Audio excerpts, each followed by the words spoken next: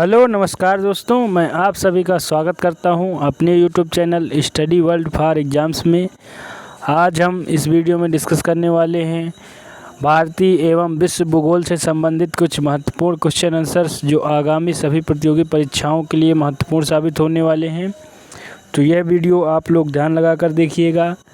इसके अलावा भी इस सीरीज़ के हमने कई पार्ट बनाए हैं और एक प्लेलिस्ट भी बना दी है, भारत एवं विश्व का भूगोल, इंडियन एंड वर्ल्ड जियोग्राफी के नाम से। तो आप लोगों ने अगर वो सभी वीडियोज़ नहीं देखे हैं तो जा कर के देख लीजिए, ताकि आपके जो महत्वपूर्ण क्वेश्चंस छूट गए हैं वो पूरे हो सकें। आज का वीडियो शुरू कर लेते हैं। अगर आप लोगों को वीडियो पसंद आता है तो लाइक कर दीजिएगा दोस्तों, अपने साथियों के साथ शेयर भी करिएगा और मेरा चैनल सब्सक्राइब कर लीजिएगा, क्योंकि सब्सक्राइब करने से ये होगा कि मेरे नेक्स्ट वीडियोज़ जो होंगे वो आप लोगों तक ज़रूर पहुँचते रहेंगे और इस सुविधा से आप वंचित नहीं होंगे। आइए देख लेते हैं आज का पहला सवाल। मयूरभंज, क्योंझर, सुंदरगढ़ की लौह खदानें किस राज्य में स्थित है? तो देखिए, मयूरभंज, क्योंझर तथा सुंदरगढ़ ये सभी लौह खदानें हैं और यह उड़ीसा राज्य में स्थित हैं। तो उड़ीसा राज्य लौह का उत्पादन करता है और वहाँ पर जो है मयूरभंज, क्योंझर तथा सुंदरगढ़ नामक खदानें हैं, जिनसे लौह अयस्क निकाला जाता है और शोधन किया जाता है और लोहा जो है विभिन्न प्रकार की वस्तुओं को बनाने के लिए, प्रयोग करने के लिए देश भर में वितरित किया जाता है। तो मेन सवाल यह है कि मयूरभंज, क्योंझर तथा सुंदरगढ़ जो लौह खदानें कहाँ हैं? तो उड़ीसा राज्य में है। अगला सवाल देख लेते हैं। मेडागास्कर की खोज किस सन में हुई? तो मेडागास्कर एक द्वीप है जो कि अफ्रीका महाद्वीप है, उसी के तटीय किनारे पर स्थित है।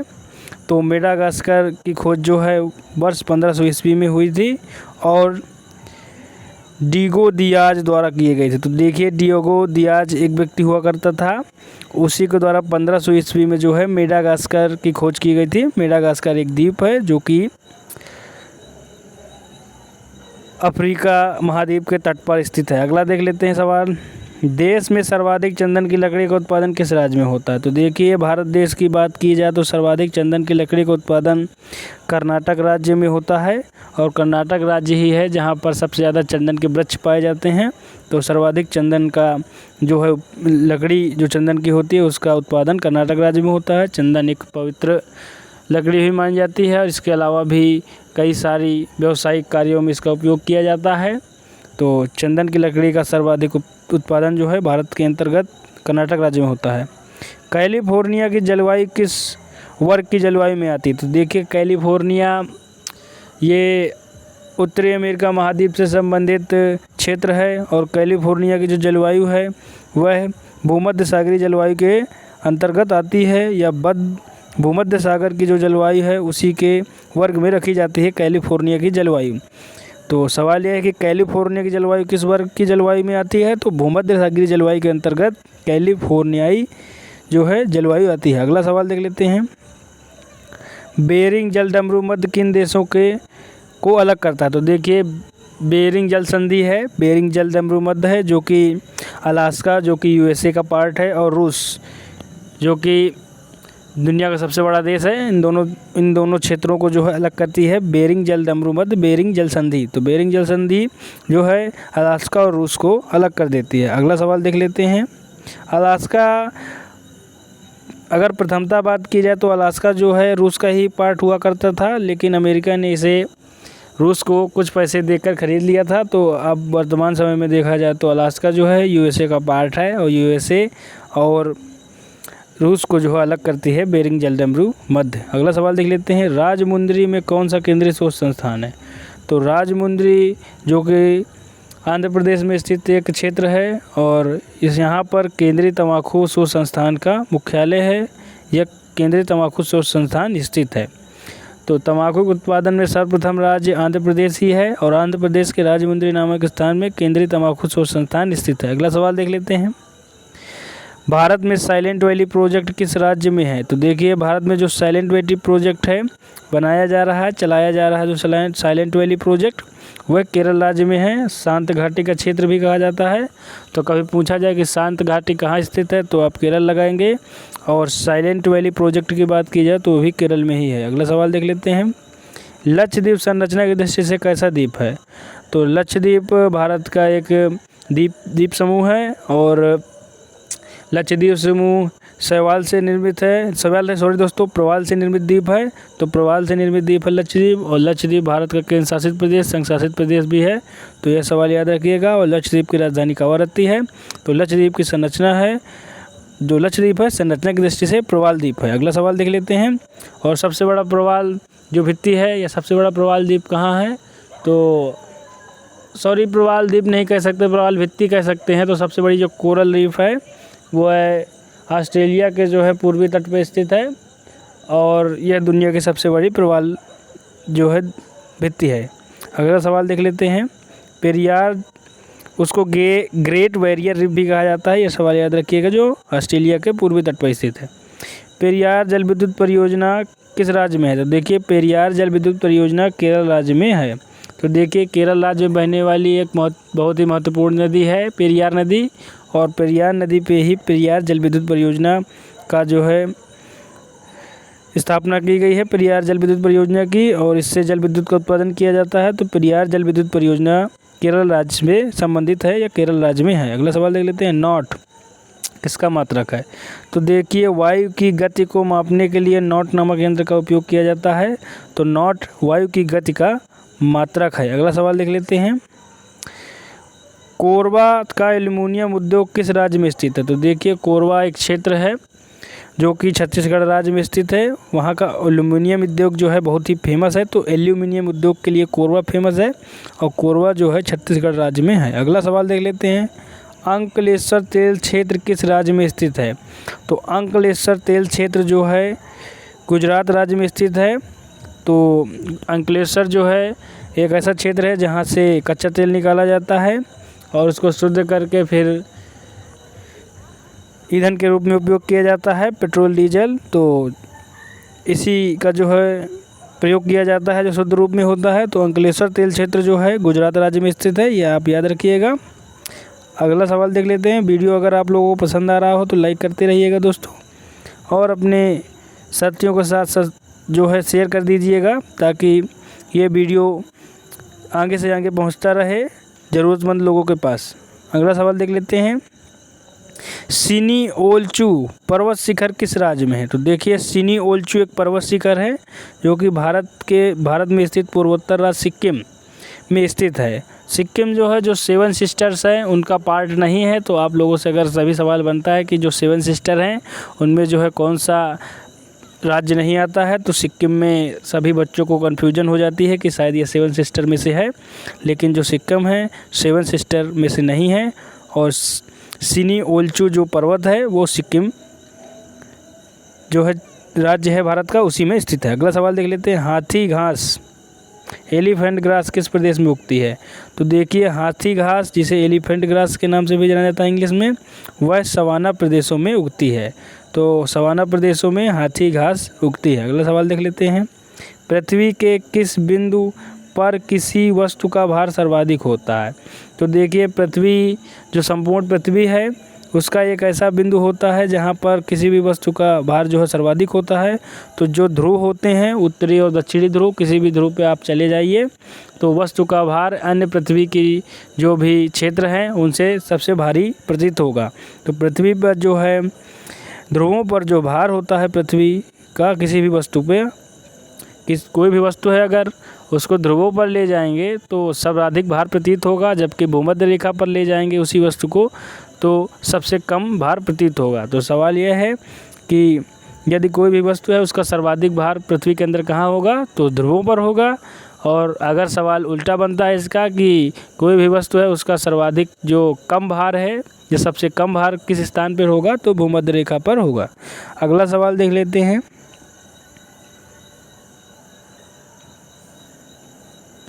लघु ज्वार के समय सूर्य, चंद्रमा और पृथ्वी की स्थिति होती है।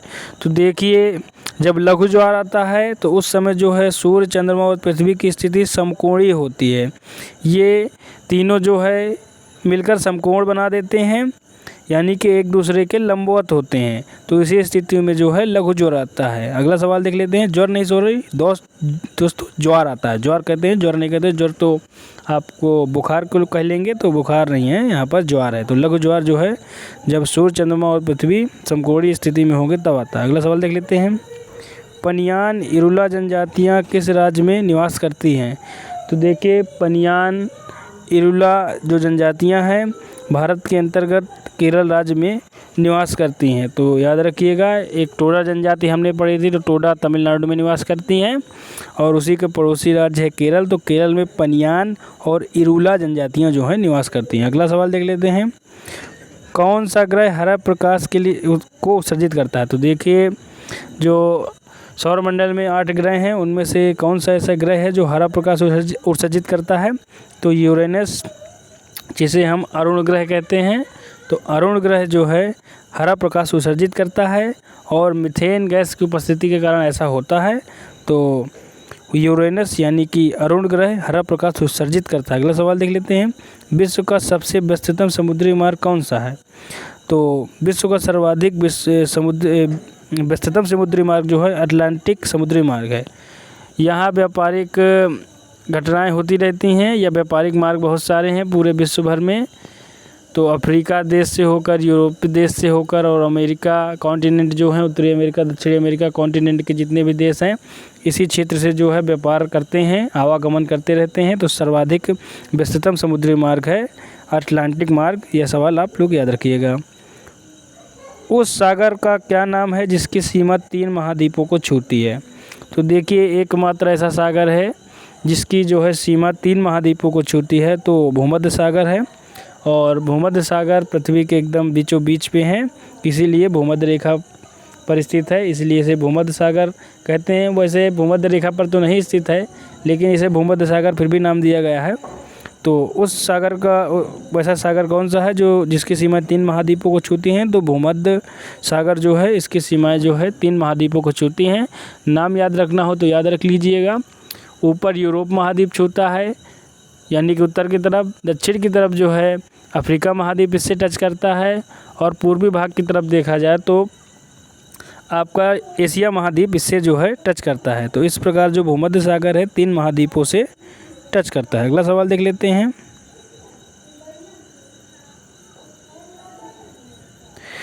मॉरिस शब्द किस देश के आदिवासी लोगों के लिए प्रयुक्त होता है? तो देखिए, मॉरिस शब्द है आदिवासियों के लिए प्रयुक्त किया जाता है।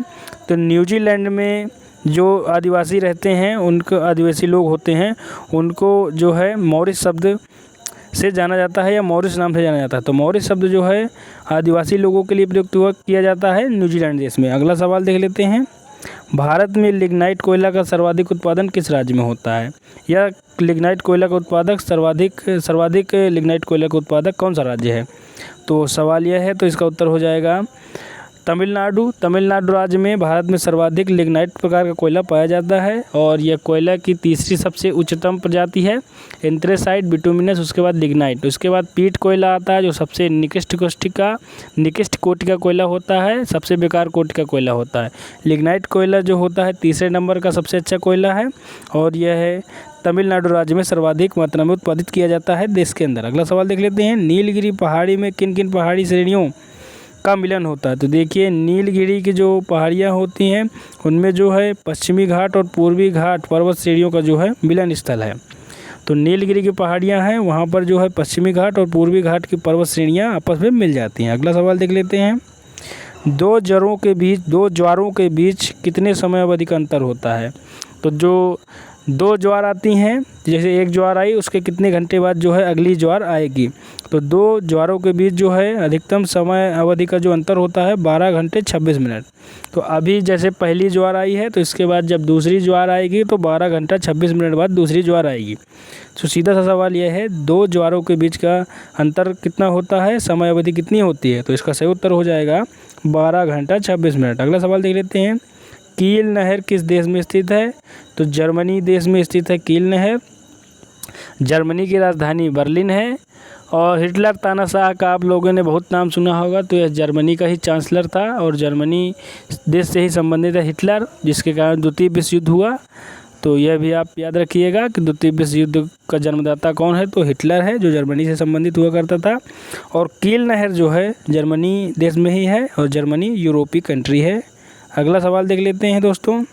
वीडियो अगर आप लोगों को पसंद आ रहा हो तो लाइक कर दीजिएगा।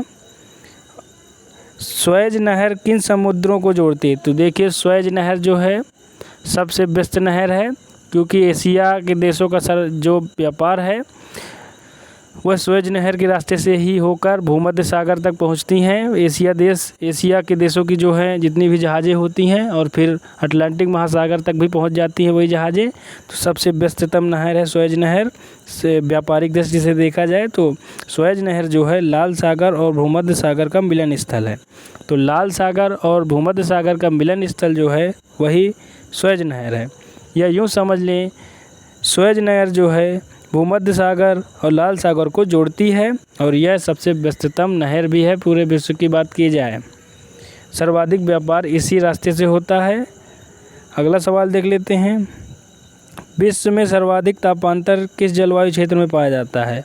तो टैगा जलवायु क्षेत्र जो होता है वहाँ पर विश्व में सर्वाधिक तापांतर पाया जाता है। यानी कि सुबह हुई तो 0 डिग्री सेल्सियस हो गया, और दोपहर आते आते पता चला डिग्री सेल्सियस 50 पहुंच गया, 60 पहुंच गया। तो तापांतर जो है 50-40 का होता रहता है। रातें होती है तो माइनस में पहुंच जाता है 40 डिग्री। सुबह हुई तो फिर 20-30 डिग्री पहुंच जाता है ऊपर। तो इस तरह सर्वाधिक तापांतर जो है टैगा जलवायु क्षेत्र जो होते हैं वहाँ पर सर्वाधिक तापांतर जो है पाया जाता है। अगला सवाल देख लेते हैं। सूर्य का मध्य भाग क्या कहलाता है? तो सूर्य का जो मध्य का भाग है उसे प्रकाश मंडल कहते हैं, फोटोस्फीयर कहते हैं। तो सूर्य जो है उसके मध्य के भाग को प्रकाश मंडल या फोटोस्फीयर कहते हैं। आज का वीडियो दोस्तों यहीं समाप्त करते हैं। आप लोगों ने वीडियो पूरा देखा है तो आप लोग कमेंट बॉक्स में कमेंट करके बता सकते हैं वीडियो आप लोगों को कैसा लगा। अगर पसंद आया है तो लाइक भी कर दीजिएगा, अपने दोस्तों के साथ शेयर करिएगा, और मेरा चैनल सब्सक्राइब करना बिल्कुल भी मत भूलिएगा। सब्सक्राइब करने के साथ ही एक बेल आइकन आता है, घंटे का बटन आता है, उसको जो है दबा दीजिएगा, ताकि मेरे नेक्स्ट वीडियो का अपडेट जो है नेक्स्ट वीडियो का नोटिफिकेशन आप लोगों तक ज़रूर पहुँचे। तब तक के लिए स्वस्थ रहिए, व्यस्त रहिए, मस्त रहिए। नमस्कार दोस्तों।